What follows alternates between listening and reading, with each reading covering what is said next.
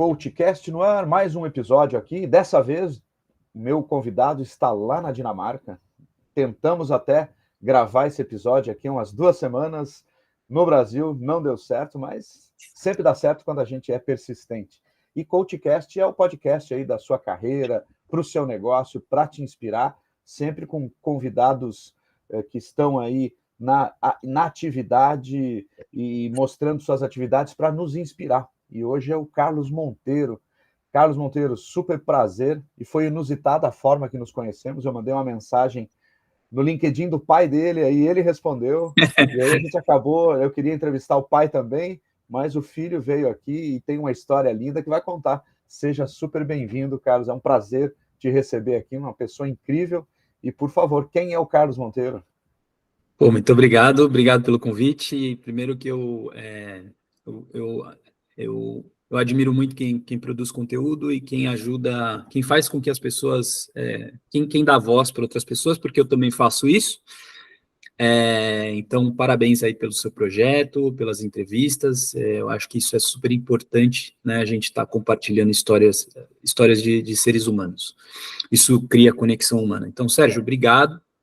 Carlos Monteiro, quem que é o Carlos Monteiro? Carlos Monteiro é brasileiro, sonhador, tem um sangue empreendedor, tem 2 pais nordestinos que eu tenho muito orgulho deles, né, lá do interior do Ceará. Eu começo um pouquinho, vou contar a minha jornada começando a falar um pouquinho deles, porque eles têm muito impacto na minha vida e no que eu me tornei. Então, os meus pais, eles vêm do interior do Ceará.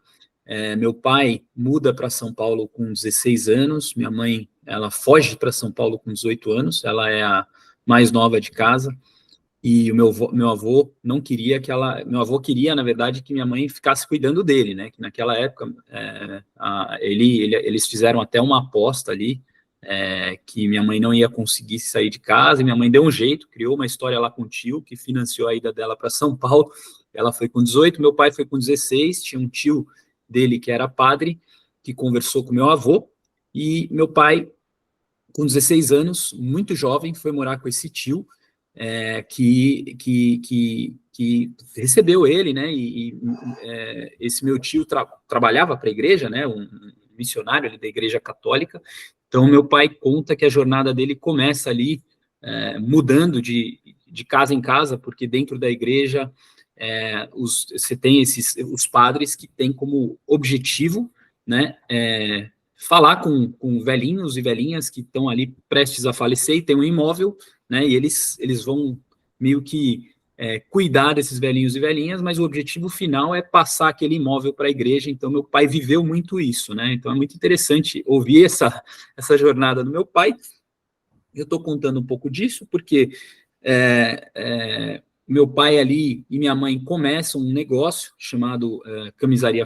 Na verdade, não era camisaria Facínios, eles começam com uma facção no começo. Então, meu pai teve um emprego por 18 anos, trabalhou numa empresa ali que vendia insumos para bois e, né, para o pessoal do agronegócio ali. E em paralelo com a minha mãe, ele começou um negocinho, para resumir bastante a história, e esse negócio, né, minha mãe saía para vender as roupas, meu pai fazia a fabricação dessas roupas ali, em facções, até que o negócio foi crescendo, tomando corpo, e que vira um negócio que se chama Camisaria Facínios.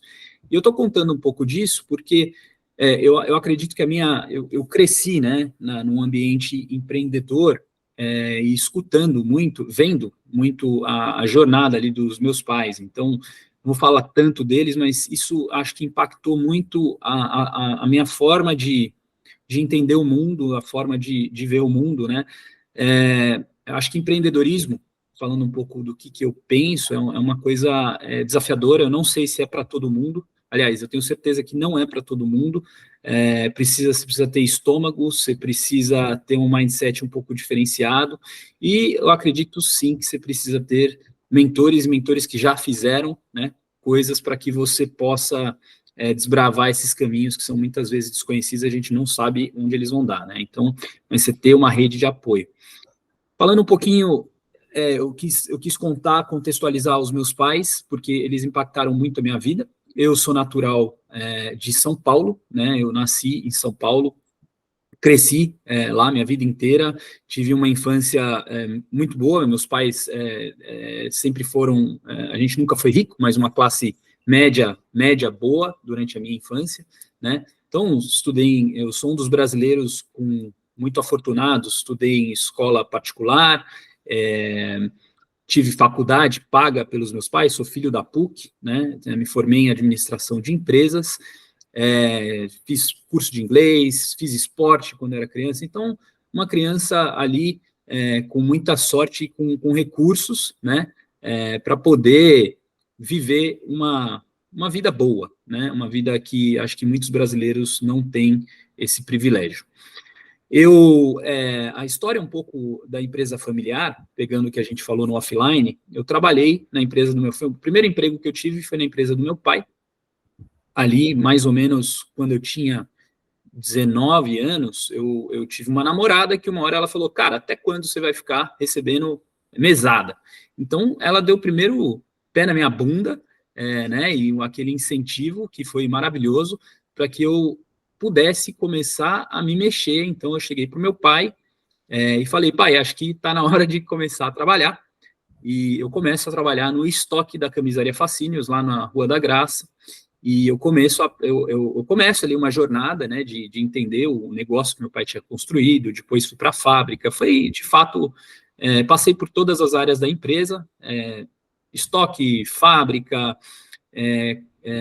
trabalhei muito na loja, fui responsável ali a gente teve uma loja, uma época na rua, chama 12 de Outubro, né, na Lapa, ali na Lapa, então eu fui corresponsável por abrir e fechar essa loja por quase 2 anos ali.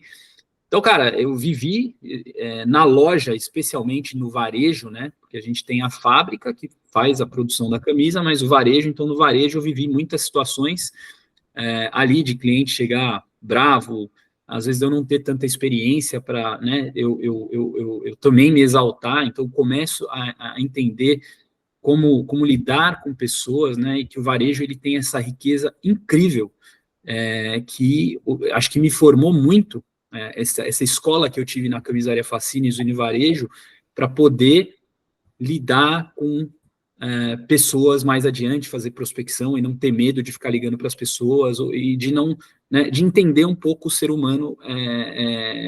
Foi muito da minha escola vem da Camisaria Fascínios. Então tive essa experiência na empresa do meu pai, até que um momento eu fui fazer economia, né, na PUC. Antes disso eu sempre fui atleta, então eu joguei tênis, cheguei a jogar quase em profissional. Então, quando eu fiz 18 anos, eu tive uma contusão, 17 anos, 17 para 18, eu tive uma contusão séria, uma doença rara no meu pulso direito. Então, eu tive que parar de jogar tênis ali por por 1 ano e 2 meses. E nesse período que eu parei de jogar tênis, foi o período que eu comecei a entender que, bom, eu não podia jogar tênis. O meu pai falou, ou você vai ser profissional, ou você vai estudar, você tem 2 caminhos, não tem problema se quiser ser profissional, você se recupera e vai tocar a vida. E eu comecei a ter muitas dúvidas, porque no período depois que eu passei pela fisioterapia, e eu vi que era possível, sim, ter galgar os passos para se tornar eventualmente profissional em tênis, mas eu vi que ia ser um caminho ali que ia ser longo, né, uma jornada bastante longa, e naquele período eu tinha começado a ir para balada, fazer coisas que eu não fazia. Eu treinava, minha vida foi treinar 6 horas por dia, muito regrado, muito disciplinado, e jogar torneio final de semana. Então eu peguei e falei, puta, eu vou estudar, e a minha primeira opção ali era, quando eu descobri o que mais ou menos eu queria fazer era relações internacionais, prestei para várias universidades, não passei em RI, mas passei em economia na PUC. Então, em vez de fazer cursinho mais 1 ano, fui fazer economia na PUC, que eu não curti. Depois de 2 anos eu troquei de curso e fui fazer administração de empresas. Troquei lá, peguei os créditos da faculdade, fiz administração de empresas, que eu também não era 100% feliz, vamos chamar assim, com o curso, mas eu falei, putz, eu vou ter que terminar. E eu continuava trabalhando com meu pai, lá na empresa do meu pai, né? Estava tocando a loja, só que eu não me sentia muito desafiado. Eu sentia na época que, assim, eu tinha uma proteção ainda dos colaboradores lá da companhia, tinha uma coisa de Carlinhos, o Carlinhos para cá, o Carlinhos para lá, e uma hora eu falei, cara, eu preciso me desafiar. Aí, quando eu estava lá na PUC, no curso de administração, segundo ano, eu comecei a procurar estágios, até que eu consegui um estágio, me chamaram lá para uma entrevista no consulado da Dinamarca. No Brasil, o consulado da Dinamarca tem um braço dele que chama Trade Council, que é a área de negócios. A gente pode argumentar até que é uma câmara de comércio, só que a diferença é o governo dinamarquês está espalhado pelo mundo, né? Tem áreas consulares no mundo inteiro, onde eles têm relação, e aí o governo dinamarquês tem uma área de negócios onde eles subsidiam um pacote para empresas pequenas e médias fazerem expansão internacional delas. E quem faz você tem os adidos comerciais, mas quem faz o trabalho, vamos chamar o trabalho duro ali de prospecção, criar listas, ligar para potenciais clientes, entender o case da empresa e ver como que a empresa vai entrar no mercado, são os estagiários. Então, eu trabalhei ali eu trabalhei lá no consulado dinamarquês por mais ou menos 1 ano e 2 meses. Lá o meu papel, além de fazer fruta fazer café e lavar fruta para o cônsul dinamarquês e fazer as reuniões, era também ser esse conector entre a empresa brasileira e as empresas dinamarquesas. Ou seja, ali eu começo a aprender sobre um monte de coisas.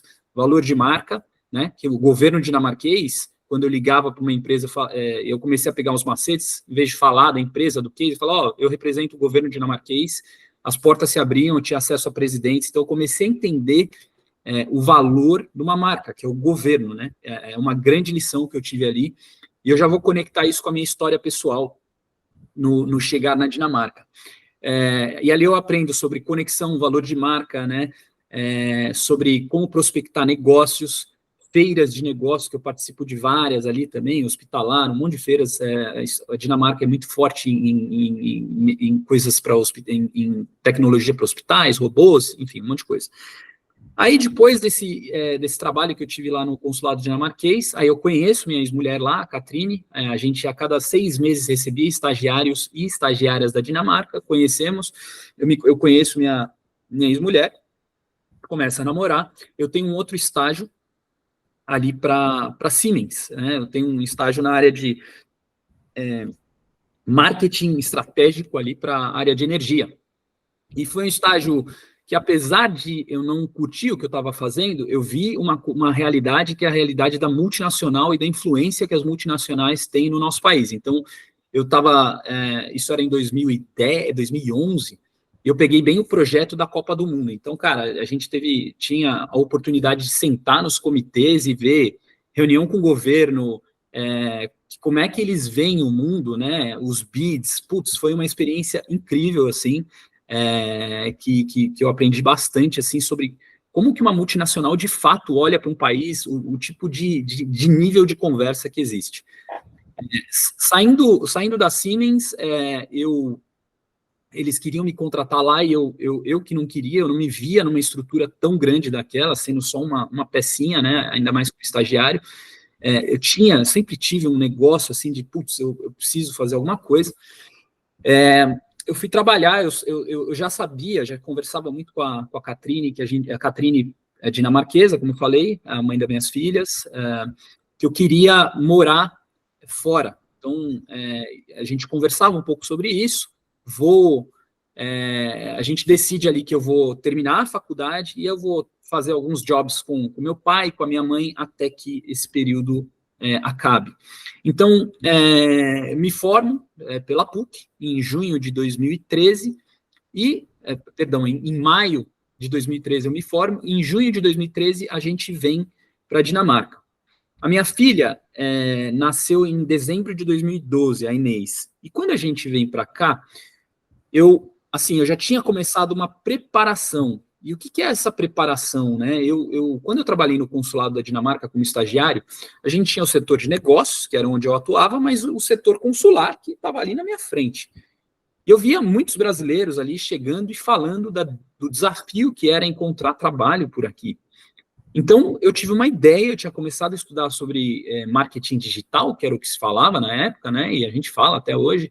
Eu falei, cara, eu acho que eu preciso ter um blog E esse blog, eu não tinha uma grande ideia, eu falei, vai chamar Denmark Brasil. Olhei ali o lugar onde você compra link, né? Os domínios. O domínio estava liberado, eu falei, pô, vai ser Denmark Brasil. Eu estava começando a olhar um blog como inspiração, que eu achei uns caras, era um site que falava sobre carreiras, né? Então o cara ia lá e falava, pô, você trabalha para uma empresa de publicidade. Ele pegava um account manager de uma empresa de publicidade, num site em inglês, e entrevistava o cara. Eu falei, porra, isso é super legal. Então, publicitário, um cara que é contador, ele fazia uma entrevista para quem está querendo na carreira descobrir o que vai fazer ali, não sabe, né? Eu falei, pô, isso é super legal se eu pegar essa ideia aqui e falar sobre business in Brazil, porque todos os blogs que eu encontrava falava sobre bunda, caipirinha, samba, mas eu falei, cara, os caras querem saber de negócio, velho. Então eu vi uma oportunidade ali para eu começar a criar conteúdo sobre business in Brazil, mas assim, a minha ideia era fazer isso para me posicionar como um estrangeiro interessante para eu conseguir um emprego na Dinamarca. Beleza. Cheguei para os meus amigos, isso em 2012, no meio de final de 2012, até antes de eu ir para a Dinamarca, 2013, comecei a fazer um monte de entrevista, que está no meu canal do YouTube, né? Sobre, cara, pegava os caras, fui lá no Mercado Pago, e é importante dizer que nesse período, por isso que eu te falei do coaching, eu tive uma coach que se chama Liamar Fernandes, que nós dois conhecemos ela. Isso mesmo, inclusive ela foi a minha primeira treinadora, eu fiz a minha formação com ela, muito legal. Um abraço para ela se ela escutar essa entrevista aqui. Não, eu vou mandar para ela, eu sou muito grato a ela, porque diferente de hoje, eu me considero uma pessoa tímida, mas eu vou para cima, né? Não tem problema. E ela foi uma pessoa que me ajudou muito nesse processo de coaching a ir para cima. Então, tinha os desafios, desde o desafio da minha relação lá com meu pai, que ela colocava, você tem uma treta com seu pai, vai resolver antes de ir embora. Você tem medo de... Cara, o meu medo lá na época era pedir para o dono do Santa Luzia, o mercado lá, Santa Luzia, aquele mercado, vamos chamar, boutique de luxo em São Paulo, para falar com ele, fazer uma entrevista para o meu canal. Aí eu lembro que eu cheguei para ele e falei, eu esqueci o nome dele agora, depois eu lembro, eu com medo, mas fui lá, pedi para ele, falou, lógico, vamos fazer uma entrevista, tal. Aí eu contei para ele do projeto. Então o coaching, ele foi essencial para mim nessa época, para eu me desafiar e fazer coisas ali que eu tinha alguns bloqueios, mas eu fui fazendo. E se você olhar algumas das minhas entrevistas dessa época, eu julgo elas como bem ruins, mas elas compõem a minha história, né? Sim, então, sem dúvida. E eu vou usar só um parênteses no que você falou agora, principalmente que a gente está vivendo aqui, continuamos, né? O coaching no Brasil, ele veio passando por algumas fases, né? No comecinho lá, que 99, 2000, que foi quando, acredito, a Sociedade Brasileira de Coaching deve ter sido a primeira escola, ela chegou, era uma coisa muito distante, ninguém sabia muito o que era. Depois passou por a fase que todo mundo é coach. Agora voltou aqui com alguns gurus da internet que estão usando o nome coach, mas de uma forma um pouco errada. Então, que bom que você tem um depoimento dizendo assim, não, coaching sério funciona. Não, funciona e assim, eu acho que se você olhar para qualquer atleta de elite, o cara tem um coach. Então, o cara que não consegue ver isso é um mal informado, né? Acho que a gente tem que sempre ir na origem das coisas, né? Qual que é a origem? Eu vou olhar um atleta de elite. O cara tem coach, vai ver o Federer. É muito raro um atleta que não tem um coach. E aí a gente pode falar, o coach, o mentor. Para mim, assim, você tem que ter alguém, né? Você tem que ter pessoas boas, especialmente que já viveram, na minha opinião, coisas, né, que podem te dar suporte, tá? Para trocar uma ideia, para te puxar de algum jeito. Eu sou mentor, então eu vejo o resultado. Agora é um trabalho que, cara, esse trabalho de coaching ou de mentoria, a gente dá as mãos, no meu caso, como mentor, eu aponto o caminho, velho, você tem que fazer, se não fizer, cara, e aí eu tenho uma forma hoje de criar o filtro, né, para falar, você não está pronto para minha mentoria, vai resolver tua cabeça, vai para o psiquiatra, vai para o psicólogo, que depois... Não, eu sou bem direto, assim, você pode ver, né? Isso é ótimo. Tapa na orelha, velho, porque o meu trabalho não é para passar a mão, né, é para mostrar o caminho, te desafiar e falar, ó, faz isso, funciona, já passei por aqui, beleza. E não é para todo mundo. Acho que é um trabalho bem exclusivo, eu diria, não é um trabalho inclusivo. Voltando na história de como eu estava ali falando da marca pessoal, das entrevistas, do coaching na minha vida, foi fenomenal, acredito, recomendo, né? Encontrem coaches sérios. Eu começo ali a publicar o meu conteúdo, chego na Dinamarca, em junho de 2013, na chegada, vou lá morar na casa dos meus sogros, tá tudo eu tenho uma newsletter que se chama Evolua, tá tudo lá, documentado, mas chego na casa dos meus ex-sogros, tenho muito amor por eles, a gente foi morar por lá, nós moramos lá 8 meses, então eu cheguei sem nada, sem relacionamento, sem conhecer ninguém, começo a trabalhar nesse blog e começo, depois que sai o meu visto aqui na Dinamarca, procurar um emprego, porque você tem um período ali de carência, né, de mais ou menos de 3 a 7 meses, que é o governo te dá para sair a sua residência ali, o visto para você poder trabalhar e ficar no país. Então demora um período. Então ali, enquanto o visto não saía, eu estava indo para a escola dinamarquês, trabalhando no meu blog, e o blog começou a crescer, né? O blog começou a chamar a atenção de uma galera, e eu recebia muita mensagem ali de estudantes ou de pessoas que falam, muito legal esse blog, tem notícias valiosas sobre business em Brasil, tal, não sei o que lá. Saiu meu visto, começa a procurar trabalho, eu envio mais de 300 e-mails, eu falo com mais de 600 pessoas e eu não consigo encontrar trabalho. E claro que quando eu olho para trás, eu me posicionava como alguém que só conseguia ajudar empresas a entrarem no Brasil. Então eu olho as mensagens, eu entendo, muitas empresas falam, você tem um perfil interessante, mas a gente não tem interesse no Brasil agora, né? Quando eu mandava meus e-mails. Aí nesse cenário, Sérgio, eu peguei e falei, já que eu não estou conseguindo desse jeito, talvez eu vou começar a me conectar com pessoas no LinkedIn, né? E em vez de falar, de pedir qualquer coisa, pedir emprego, que é o grande erro das pessoas no LinkedIn, eu vou falar que eu tenho um blog que eu produzo conteúdo sobre business no Brasil. Então não tinha nicho, não tinha nicho, eu queria um trabalho, velho. Então eu comecei a me conectar, se era presidente, vice-presidente, e pessoas que eu já tinha enviado e-mail, eu me conectava com esses caras e falava, meu nome é Carlos, a gente já se falou via e-mail, eu tenho um blog, eu produzo conteúdo sobre business no Brasil e eu adoraria a sua opinião mais sincera. Fui fazendo isso, então minha rede no LinkedIn começou a crescer, mais ou menos fazendo isso e publicando meu conteúdo no LinkedIn, o mesmo conteúdo que eu publicava no blog, eu comecei a ressignificar para o LinkedIn, como artigos, não tinha vídeo naquela época, então eu postava o link lá para as minhas entrevistas, falava, soltei uma entrevista, não sei o que lá, fui fazendo isso, em mais ou menos 4 meses, então eu cheguei em junho de 2013, julho, agosto, setembro, outubro, chegou o primeiro lead, que era uma empresa de luminária decorativa, chamava Vita Living. Esses caras falaram, Carlos, a gente tem um cara que é conselheiro aqui, que o cara senta o cara é o fundador da maior empresa de linha branca, tipo, sei lá, uma Brastemp da vida daqui, né? Chama OBH Nórdica, ele tem acompanhado seu conteúdo e ele gostaria ele te indicou porque parece que você sabe sobre o Brasil e a gente está entrando no mercado brasileiro. Aí, falamos em outubro, novembro, dezembro, janeiro, a gente bateu o martelo, e aí eu abro uma empresa. Então, eu estava procurando trabalho, né? Acabei abrindo uma empresa ali por acidente, vamos dizer, um acidente por necessidade, e assim começa uma jornada, Sérgio, de consultoria entre Dinamarca e Brasil. Eu fiz luminária decorativa.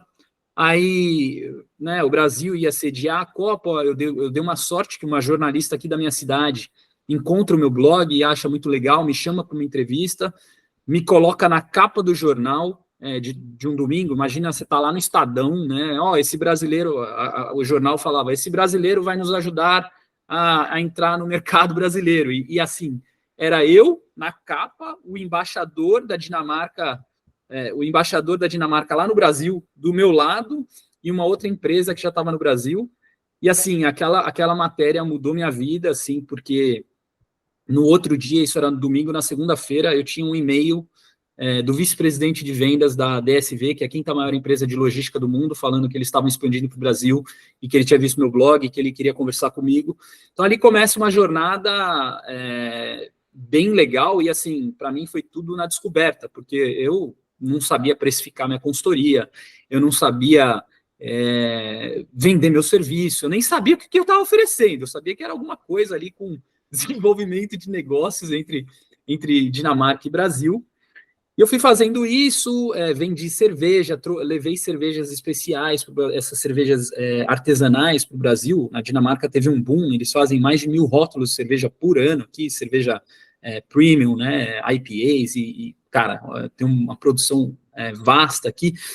E aí, com o tempo, eu comecei a ser procurado por empresas de software para e-commerce, para ser mais específico. Eu comecei a entrar nesse mundo, e para deixar bem resumida a história, em 2017, já estava fazendo desenvolvimento de negócios, não só entre Dinamarca e Brasil, mas estava ajudando empresas de software a entrar em vários mercados, sempre baseado numa metodologia que eu aprendi com o meu blog, né? Então, o que é essa metodologia? Eu sempre ia nos países, eu tinha uma empresa assim, que era a empresa de software, para dar um exemplo bem concreto. O cara já tinha entrado no Brasil, começou uma relação boa comigo, o cara, quer ajudar a gente no Reino Unido?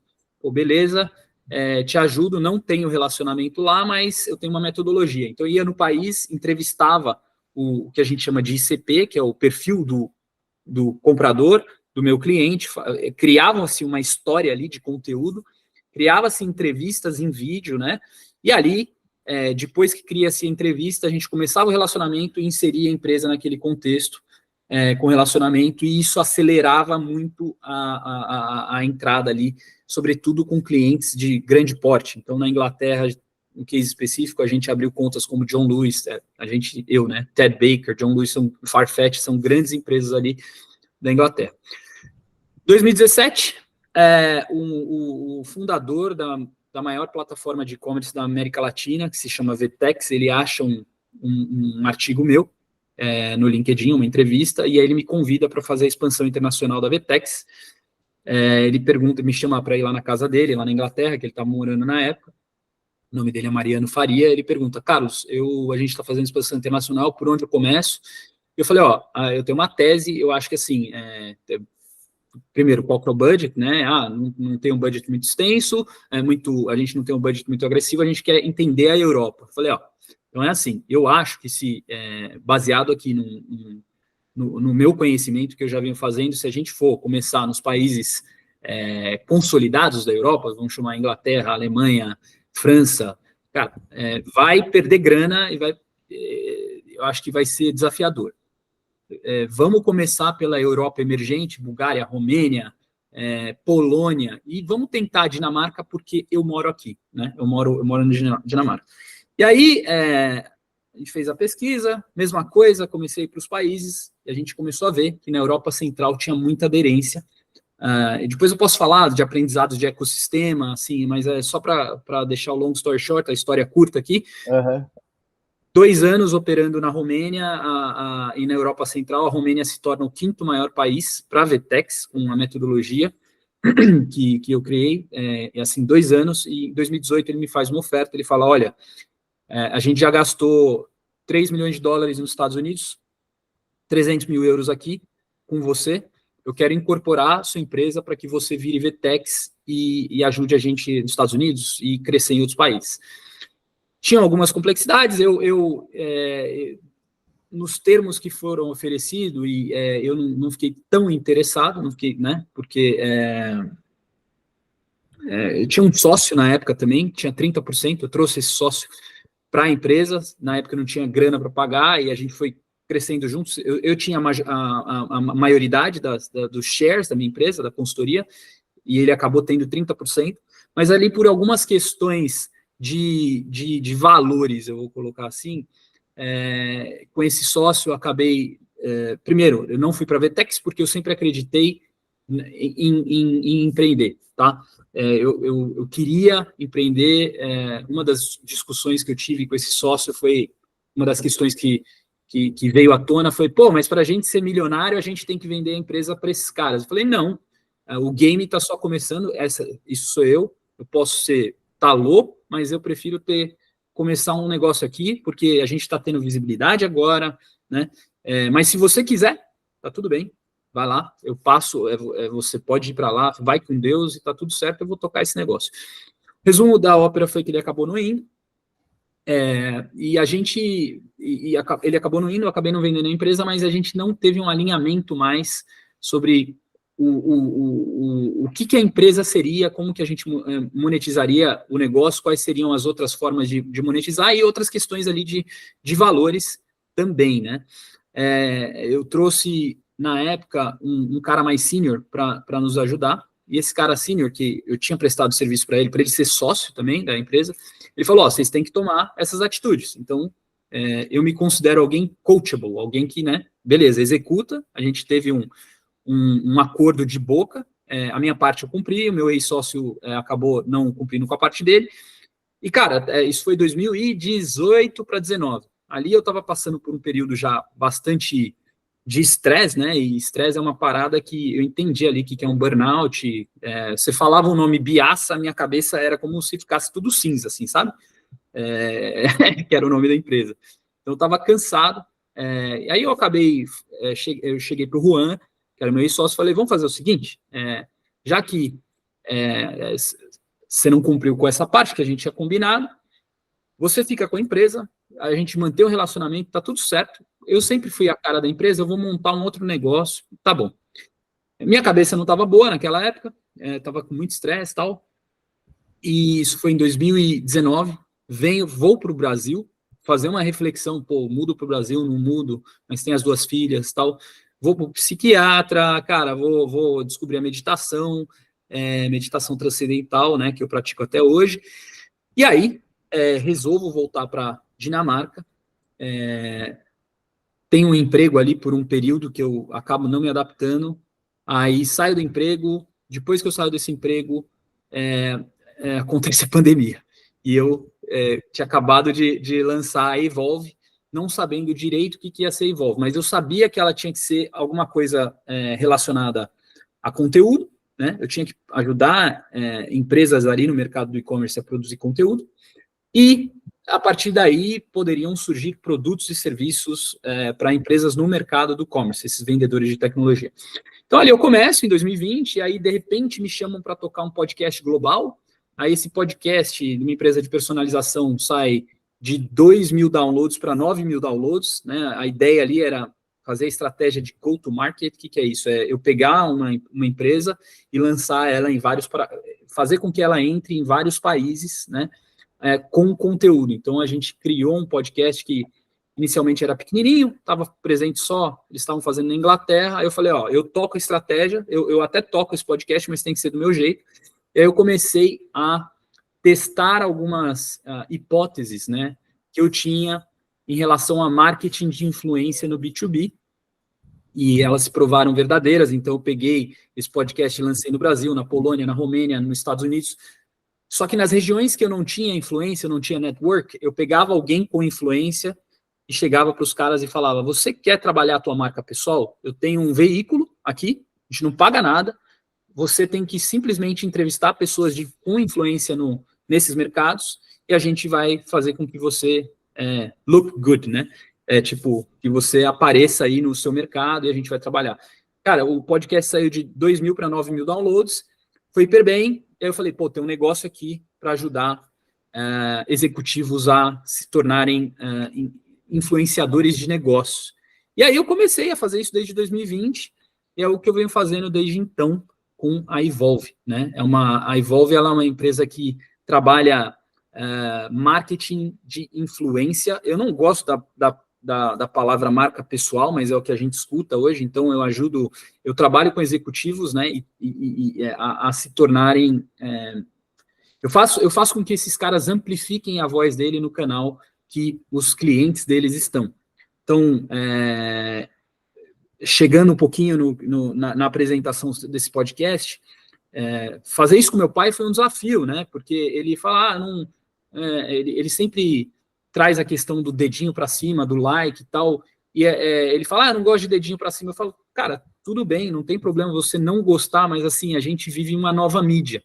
Então, é importante entender algumas dinâmicas que a gente tem aqui para que você possa chegar num público que você tem interesse. Então, hoje, ele está bem feliz com o trabalho em LinkedIn.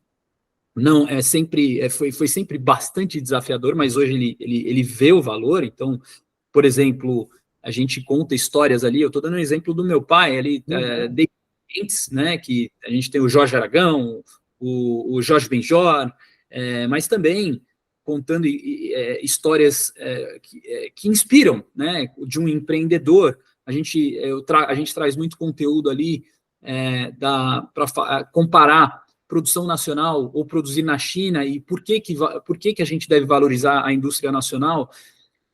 Isso é um exemplo do que eu faço com a Camisaria Facínias, mas tem outros executivos também, né, que eu toco.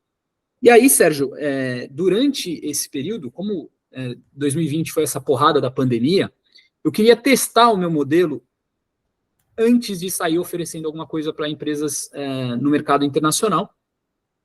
Então, eu abri ali um espaço para o pessoal fazer mentoria de LinkedIn comigo, porque as pessoas já pediam muito, né?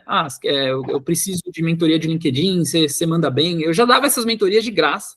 Uhum. Aí veio a pandemia, eu abri ali uma turma gratuita, eu falei, vou fazer 4 encontros de 90 minutos, quem quiser, vem aí.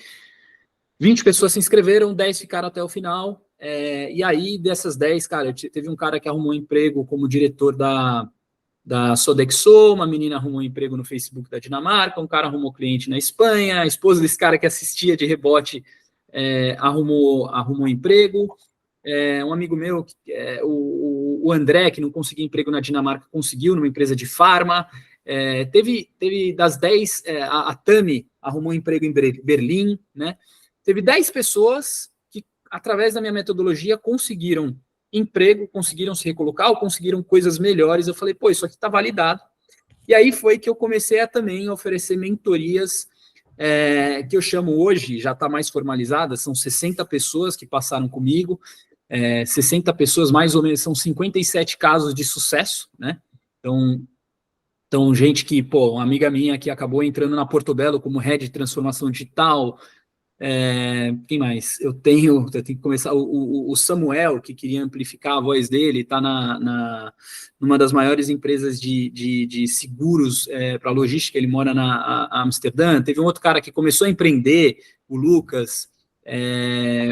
Agora eu estou com outro menino da Portobello, acabei de pegar, né? Estou trabalhando com a Portobello, que é uma grande empresa brasileira. Enfim, tem o Kent. O Kent é um cara que morava no Brasil, queria se recolocar na Inglaterra, né? Então ele queria fazer uma mudança de país e encontrar trabalho. Então a gente começou a fazer um trabalho de posicionamento no LinkedIn de formar opinião, né? Então não é uma mentoria de carreira e eu não sou headhunter, mas eu chamo ela de Mohap, que eu ajudo, eu faço com que as pessoas elas desbravem novos caminhos a partir da própria voz delas.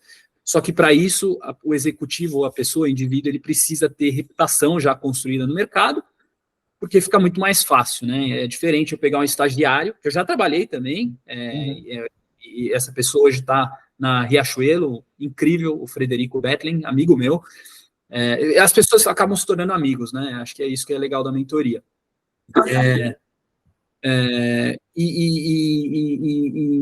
Mas é diferente trabalhar com estagiário ou com alguém que já tem ali uma carreira estabelecida, porque de vídeo, de posicionamento, enfim. Cara, acho que eu falei muito, né? Não, tá ótimo. Acho que a tua história vai inspirar muita gente, porque, assim, vendo essa tua trajetória, já dá pra gente entender o seguinte, né? Quem quer fazer uma mudança de país, uma mudança de carreira, tem que correr atrás das coisas, que é o que você deixa de ensinamento. Você deu uma aula disso aí, você deu uma mentoria gratuita aqui, e te agradeço muito, né? Agora, me diz um negócio, eu queria que você falasse como as pessoas te encontram, né? Quais são os canais que você tá? LinkedIn, cara. Tem o meu Insta, se quiser, ou _ Carlos Monteiro, mas tem o LinkedIn lá, Carlos Monteiro Evolve. Acho que é o Carlos Monteiro também lá no LinkedIn, pode encontrar. Só uma coisa, Sérgio, eu acho que, se possível, eu queria deixar não sei se está acabando, mas com relação a trabalhar no exterior, né?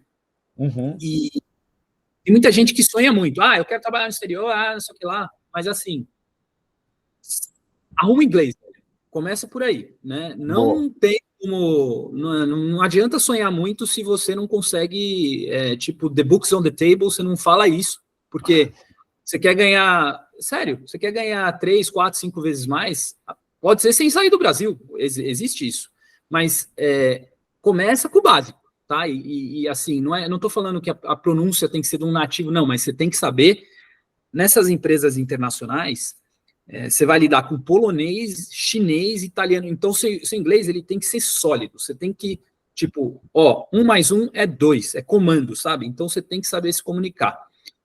Eu começo por aí, eu quero muita coisa. Cara, como é que tá o inglês? Porque eu não dou curso de inglês, então a gente já começa por aí, vai pro, né, CCAA, sei lá, arruma um lugar e começa Vai por aí. A estudar. gente vai estudar, tem que olhar, e se joga, acho que é legal também o se jogar, mas a gente tem que olhar para as realidades. Acho que o Brasil tem 5%, talvez, a última estatística que saiu, de pessoas que falam inglês que é considerado fluente, né?